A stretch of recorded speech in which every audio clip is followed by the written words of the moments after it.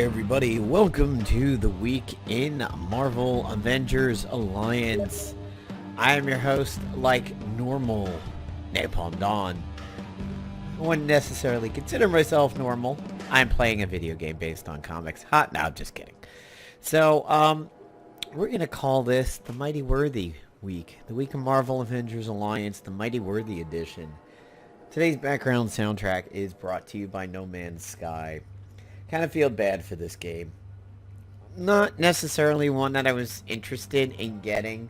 A little too Minecrafty. I kind of don't like the crafting games and everything. But, I mean, the exploration and the space flight, I would have been interested. But, you know, I didn't get it or pull the trigger. And like so many games lately, it's just a game that had hype. And then people got it, and I went, what the fuck, yo? I thought I was supposed to be laser blasting baddies. Why? The game suffered from so much hype that when it finally came out, it was just weird for people. So, let's get right into it. Here from this August 26th edition. I want to move along somewhat quickly as Sci-Fi Friday is coming up in just a few moments, and I want to catch that. So I am sitting at 2072 here in Adamantium. When I started playing around with that Thing and Invisible Woman video, and I swapped around my gear a little bit, the Scroll of Ruthermoroth came out, and the Sextant came in, and I'm largely happy with the change. There's been a few instances where I was like, damn, I wish I could have had the Scroll of Ruthermoroth, but generally, at that point, I was in my suit and wouldn't have had access to it anyway. Speaking of suits, some of you may or may not know, whether you've seen it directly or you've heard about it spoken of, there is a glitch in the suits that allows the Soak, the Scroll of Aknazak, or the Scroll of Uncle Zak, to be used, and it replaces the suit function if you have it in 1 through 4. If you have it in 5, it actually appears by itself, so you can be in the suit and have access to the Soak.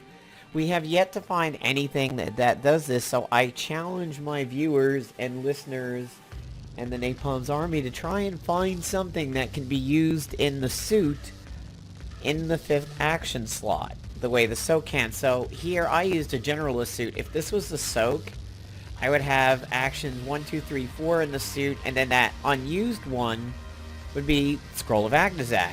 I want you guys to see if you can find out anything else that can be used in the 5th slot.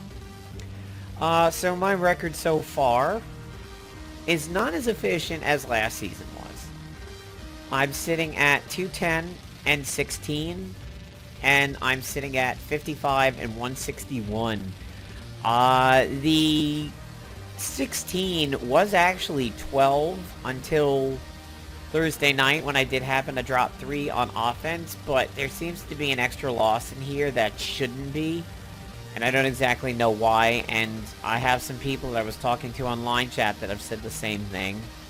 They seem to have 1 or 2 losses in there that they don't know where they came from. And I have at least 1. I mean, this should be 15.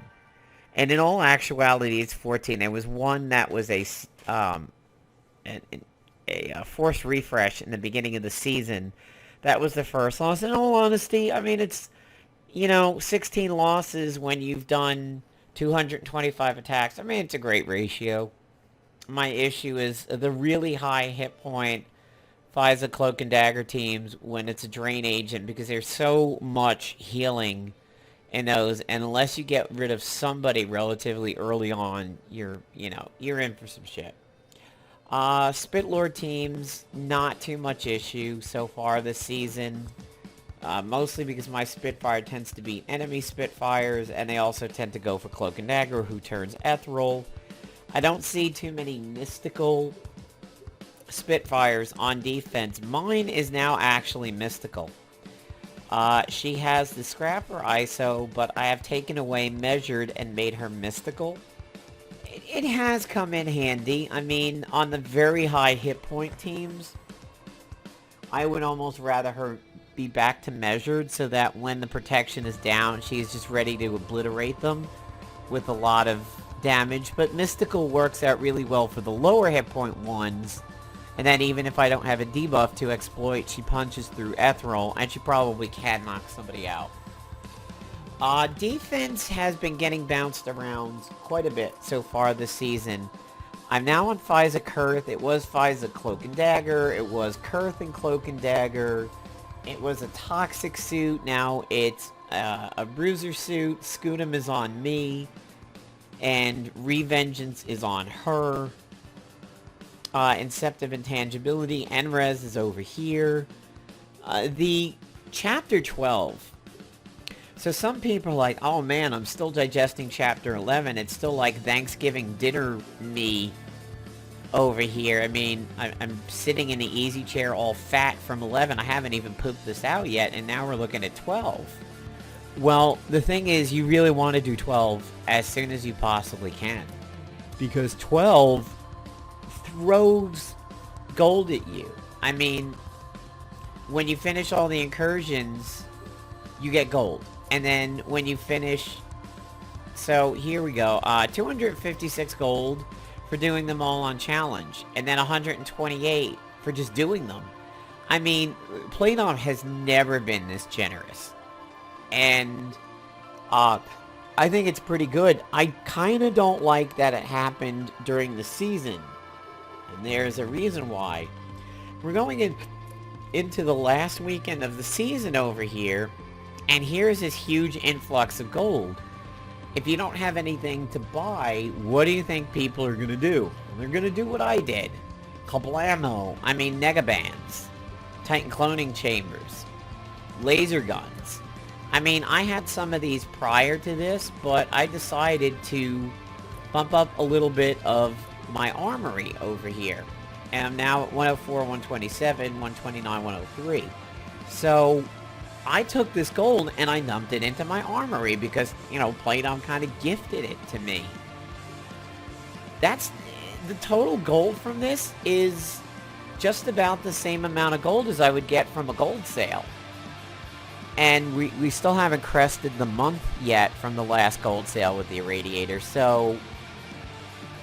I mean, to me, the smartest thing for me to be spending this on would be a little bit of armory help.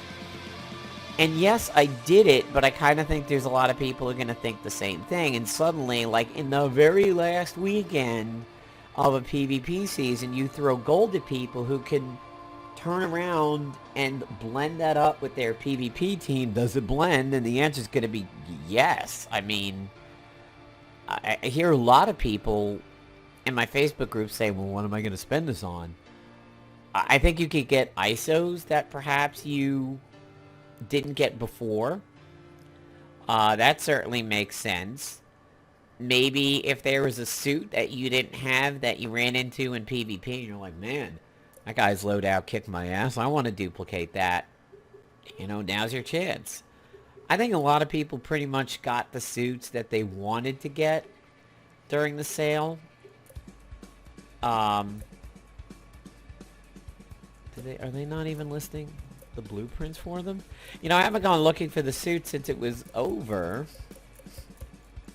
Maybe it's not actually here because they're blueprints. Maybe they're somewhere else, but as you can see, I have the Generalist, and I got Tactician, Scrapper, and I earned Infiltrator back in the day. I did not get Bruiser. I did not get Blaster. You know, Hex Wand is really not such a bad idea if you've got random gold hanging around. In the days of the pesty teams and everything, ISO-loaded Scattergun was really obnoxious, and it's up every round. Rocket Pistol. If you're wondering what to do with all this free gold, and you don't own one of these, get a Rocket Pistol. You absolutely should get one of these. It is one of the best ways of splashing damage to people indirectly without targeting them in the game. Transcranial Stimulator. There's another one. If you're just, you know, as a matter of fact, when I do them all on challenge mode and I get that influx of gold, I think I'm going to buy one of these. It has proven to be quite useful this season. Because if this thing detects psychic attacks and it's on a bruiser agent who's been enraged and scudamized and everything, it hurts. It really hurts. I have an Iron Star. I have an experiment. The experiment has been used a lot this season, especially on defense. The passive that it grants the agent, even if it never gets used, is amazing, as it really makes attacking an agent a little risky. Sonic Fist, I feel the game has thrown a lot of them at you. Girl's Best Friend, you absolutely should get one of these if you didn't. I mean, if I didn't already own 2 of these, I would buy one of these right now. Absolutely. And then that's pretty much it. Quantum Jumper may help for group bosses and everything. But, you could also get the raw versions of the weapons. The other thing you could do is get the ISOs. So if you have a base version of it, and you find that the ISOs are just not dropping, you may decide, hey, I'm going to get the ISOs in the store and research this. Like, the anti-Kurth one, I think, is one of the best ones you possibly could do. And you could be like, well, I have the base version of it. Well, you got all this gold. Go get the ISOs and infuse that sucker. Speaking of infused stuff, I happened to go up against Odin last night. And I'm seeing a lot of people discuss this in my groups, that they had a little bit of issues with him. They found him to be kind of tough. And for me, he really wasn't. And I went in there with Iron Man and Spitfire because I only had one person who was leveling yesterday. My Ronin was training. I had some other people training. I said, you know what? I'm just going to blow through this chapter. I'm not going to try to do this in a training way and leveling somebody. I'm just going to do this as efficiently as possible. So I went through with Spitfire and Electro. And then when it came to the Odin fight, it forces you to use Iron Man.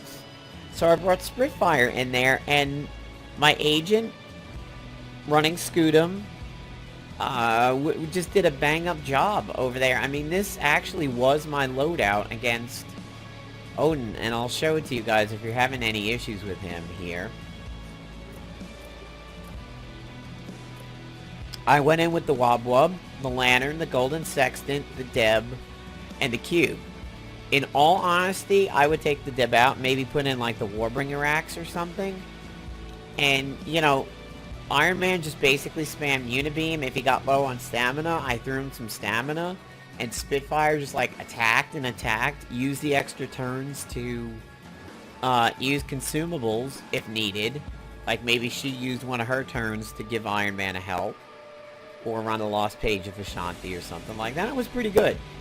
And I went in with Scudum, Fleet Feet, and Mighty Warrior, which made the Lantern quick action, which was pretty helpful. So I also managed to research my first Mighty weapon, because I finally started getting ISOs last night. They came from 12, not 11. So I have the Mighty Mace, Diffuse Defense, immune to Meteor Swarm and ground attacks, and I cause Ruin. And then I have the upgraded version now, which has the near fatal and explicitly states Mighty Means. I also have 2 axes, which is immune to Opportunist. I have the Mighty Hammer, which is immune to pain, causes exhaustion.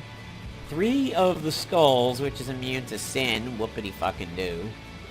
And the Sword, which is immune to bleeding and debuffs that prevent healing. All allies at the start of combat.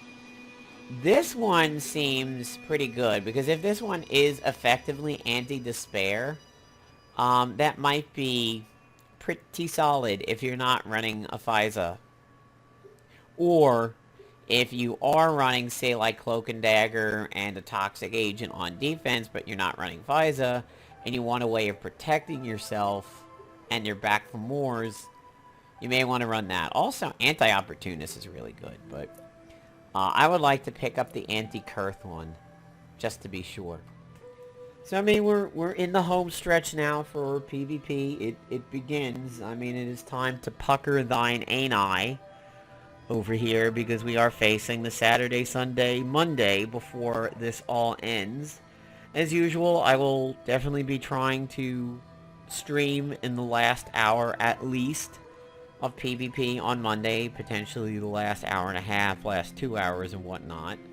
And then we will do the PvP wrap-up. I usually tend to do it on the stream and then export it to YouTube. And did a lot of hero work this week. My silver has been pretty good from both the flight decks and PvP. My silver's not been draining since the Tony Stark stuff.